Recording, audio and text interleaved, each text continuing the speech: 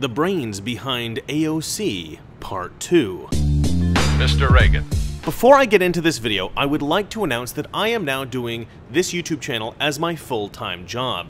And I have one supporter who has committed to matching all new contributions this week to my Patreon and Subscribestar accounts. So if you contribute $1 a month, that dollar turns into $2. If you contribute $5, it turns into $10. And if you contribute $10, it turns into $20, etc.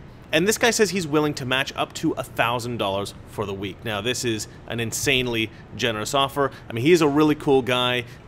He told me that he wants to incentivize other people to contribute to the channel.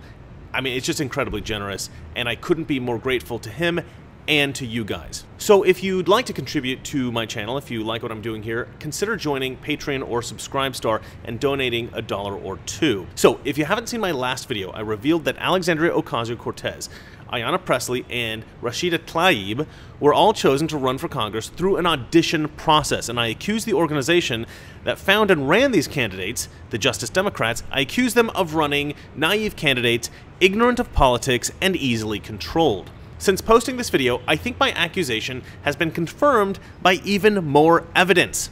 We have here Ayanna Pressley proposing an amendment to reduce the voting age to 16.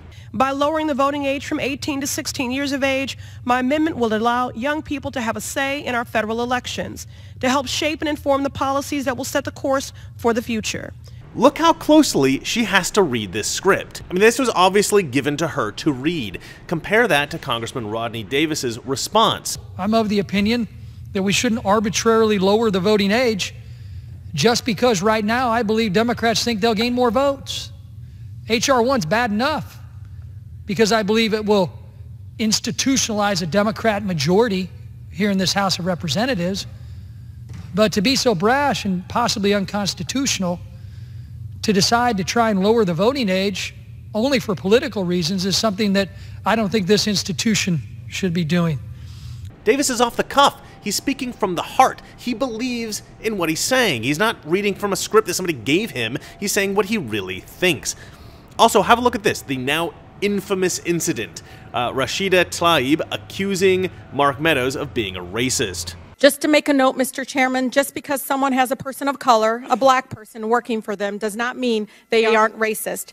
And it is insensitive that some would even say it's the fact that someone would actually use a prop, a black woman, in this chamber, in this committee,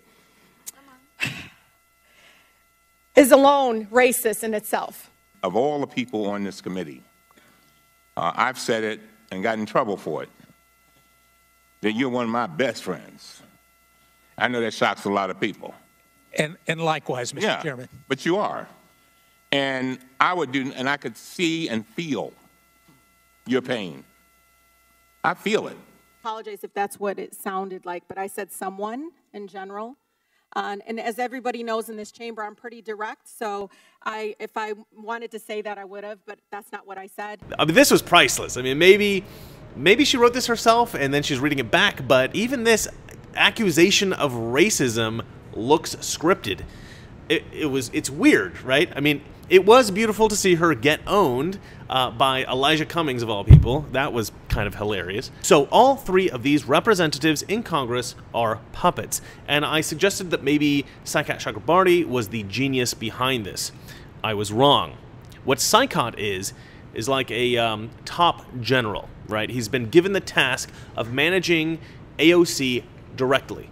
And maybe he manages the other two as well, I'm not sure. But the guy who controls him, the overlord, the real brains behind AOC, the mastermind behind it all, is Zach Exley. Now, this took a bit of research to figure out because Exley does not want people to know he's behind it. He's not interested in credit. He's fine using Cenk Uygur to broadcast his ideas.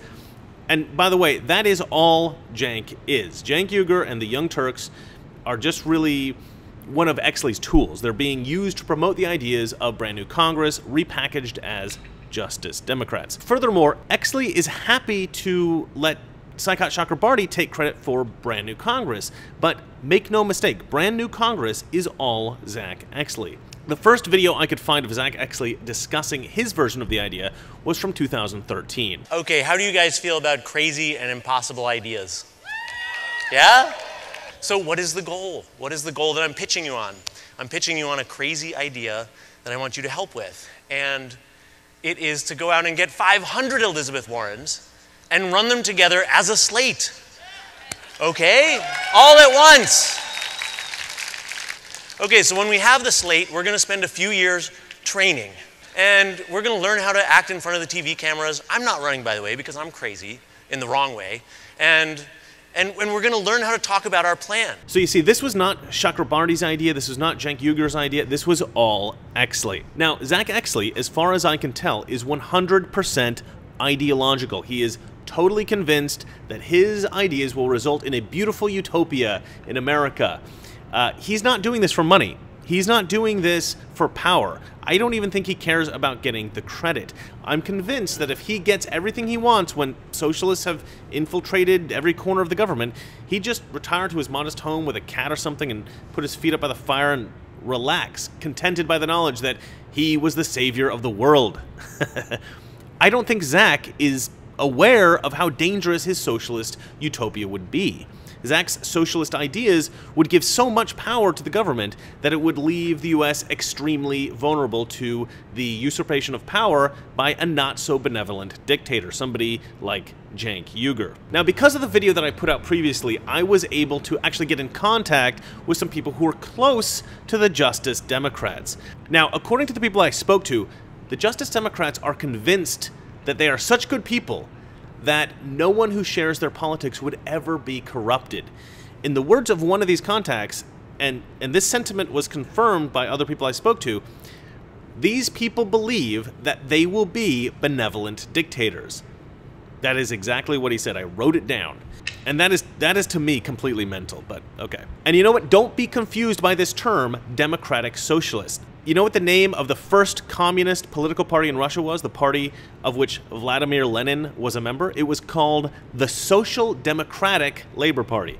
Calling American socialists democratic socialists is just a way of softening the true motivations and goals of these people. They are not interested in Scandinavian-style socialism, which is a myth, by the way, that doesn't exist. But rather, they are interested in full-blown Soviet-style Marxism. But here's the thing.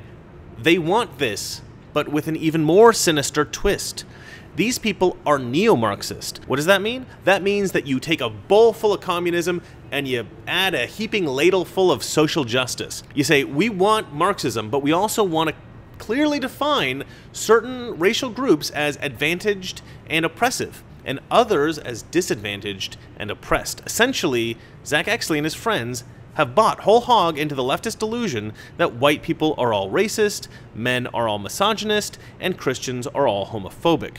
And let me be very clear, these people are racists, they are misandrous, they are anti-Christian. They don't realize their own bigotry because their bigotry stems from what they believe is a noble goal, social justice. Now, on to the really important revelations. Back when the Justice Democrats called themselves Brand New Congress, they were not merely intending to unseat incumbent Democrats and replace them with progressives, i.e. socialists. Back then, they actually had a far more devious plan.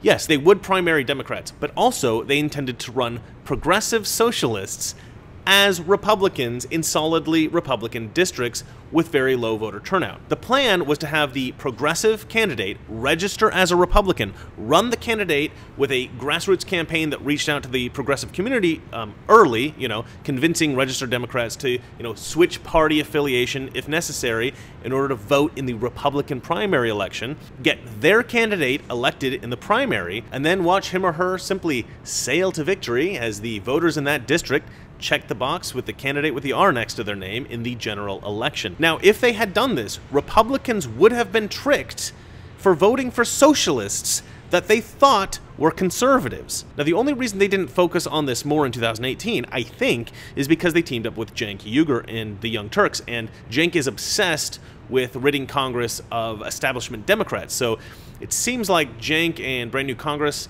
came up with some agreement that they would call their effort, the Justice Democrats, which is the name that I think Cenk came up with, and that they would only primary Democrats in 2018. In exchange, Cenk would promote the hell out of these guys on the Young Turks, which is, the single most influential YouTube network among progressives. But now, Cenk has been ousted from the Justice Democrats, and they're free to pursue whatever course of action Zach Exley wants. I know this all sounds crazy, but yet again, we've got them talking about it on video. Here is Corbin Trent, Zach Exley's right-hand man. So one of my favorite parts of the strategy is that you're going to run, in red states, you are going to run Republicans. You guys are all about winning, right? Just like we are. It's got to get the job done. So and working within these parties and infiltrating at the primaries where they're the weakest, that we can actually have the power of the people be represented. And then you have this unified platform. We decided that really the way to do that, instead of forming a third party or doing something like that, the way to do that was to work within the two existing parties and to attack district by district, looking for people that fit that culture of that district. If it's a Republican district like mine, Tennessee 1, then you go into that district and you find people from that Republican culture that can really support wholeheartedly your platform, and you put those people up in midterm primaries where turnout is abysmal. I mean, you're looking at 5% at the low end, and like really exciting. We should frame a medal and give it to your district for turnout is in the mid-20s, right? So there was sort of a obvious weak spot in those areas. So that's what we're doing, is we're trying to build that slate, build that platform, and then build the campaign apparatus to run those candidates all at once. And here is Zach Exley himself saying that they need to convince Democratic voters to switch parties so that they can vote for candidates running as Republicans in their district. He refers to this as a campaign hack. This is a little bit of a hack, right? We are, in the sense of computers, right? We're kind of hacking the system with the BNC. What we're talking about doing is winning the Democratic primaries and winning the Republican primaries. We get a hack that can defeat the incumbent in the Democratic primary and in the Republican primary. And that's going to mean getting independents to come out and vote in the primary. And it's going to mean getting people to switch parties and go vote in the primary where the candidate that's fighting for this plan is. Why aren't we changing everybody's registration? Why aren't we telling people to, why aren't we informing about how they need to vote? And here, Zach Exley explains why he thinks these fake Republicans can win in their districts. Nobody cares about their local congressperson running. Like, nobody knows who their local congressperson is. And nobody knows when the primaries are. Zach Exley is right. He found an incredibly vulnerable spot for Americans. We don't really pay attention to who our congressman is. Do you know who yours is? Probably not. So if his gang can get enough progressives to vote in a progressive with an R next to his name, you'll likely vote for them in the general election with no idea that they're a fake. It's a bait and switch. They promise you a Republican, but they're giving you a socialist. Now, they didn't run fake Republicans in the last election, but I suspect they will soon, either in 2020 or 2022 or 2024. Okay, now if this isn't bad enough, there is another little plot that has been brewing with these guys. In 2016, Zach Exley wrote a book, Rules for Revolutionaries. His co-author on the book was a woman he worked on the Bernie Sanders campaign with. It's this woman, Becky Bond. So we know that after the Bernie campaign, Zach went on to form Brand New Congress, which became Justice Democrats, and he worked to primary congressional incumbents with his own candidates, socialists. But what did Becky do? Becky went on to form an organization called Real Justice. What is Real Justice? Real Justice is an organization designed to do exactly what Brand New Congress did. But instead of congressmen, they would go after district attorneys. The idea behind Real Justice was to replace all the district attorneys in America with progressives. And presumably these people would be neo-Marxists that believed that the justice system was stacked against black people, and they would somehow fix things so that black incarceration rates would go down or something like that. Now, why do I think this is about race? The face of this organization is, and you're not going to believe this, Shaun King. Now, if you don't know who Shaun King is, He's a notorious black supremacist known for constantly accusing white people of being racist, both generally and specifically. He is convinced that white people are horrible and racist, and he basically exists to inspire hatred in black people against white people. So here's a video of Shaun King talking about the Real Justice organization. Well, changing the face of America's district attorneys is how we're going to change the justice system from the inside out. DAs are really the local gatekeepers of the entire justice system. They decide who's prosecuted, how hard they're prosecuted, what sentencing they get. They decide what cases are thrown out or which ones are taken seriously. They're the ones who build cases against police corruption or police brutality. And if we have somebody in office who actually is bothered by these things, or who understands that at the root of mass incarceration is bigotry or racism or white supremacy, when we have people who understand those concepts, it changes the game. And here's the hilarious thing. He's not even really black. He cuts his hair really short and he grows a goatee and he wears those Malcolm X glasses and he affects this kind of a black accent.